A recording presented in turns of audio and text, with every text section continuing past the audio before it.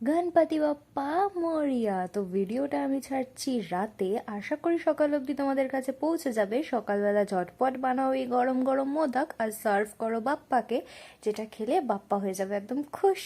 তার জন্য একটা কড়াইয়ের মধ্যে একটুখানি গুড় প্রথমে গলিয়ে নিতে হবে, বা তোমরা লিকুইড গুঁড়ো নিতে পারো। ওর মধ্যে নারকেল ছাড়িয়ে ভালো করে কুচি কুচি করে এরকমভাবে গুড়টার সাথে মাখিয়ে নিতে হবে। তারপরে ওই বাটির থেকে যে পুরটা বানালাম ওটাকে নামিয়ে ওই কড়াইয়ের মধ্যে একটুখানি জল গরম করে তার মধ্যে ঘি দিতে হবে। তারপরে চালের আটা তথা রাইস ফ্লোর দিতে হবে, দিয়ে দেখো একটুখানি নামিয়ে নিলাম। তারপরে কিন্তু গরম জল দিয়েই পুরোটা আমরা মেখে নেব। তারপরে এরকমভাবে পুরটা ভিতরে দিয়ে ভালো করে মোদকের শেপ দিয়ে দেব। শেপ কতটা দিতে পেরেছি কিন্তু আমি জানি না, কিন্তু খেতে দারুণ হবে এটা কিন্তু গ্যারেন্টি দিলাম।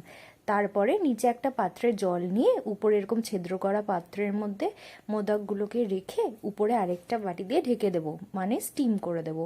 এবার দেখো মোদকগুলো আমাদের রেডি। উপর দিয়ে কিন্তু আমরা সার্ভ করবো একটুখানি গরম ঘি দিয়ে আর দুধ আর স্যাফরন ঘোলানো একটা মিক্সচার দিয়ে। ব্যাস তৈরি আমাদের মোদক।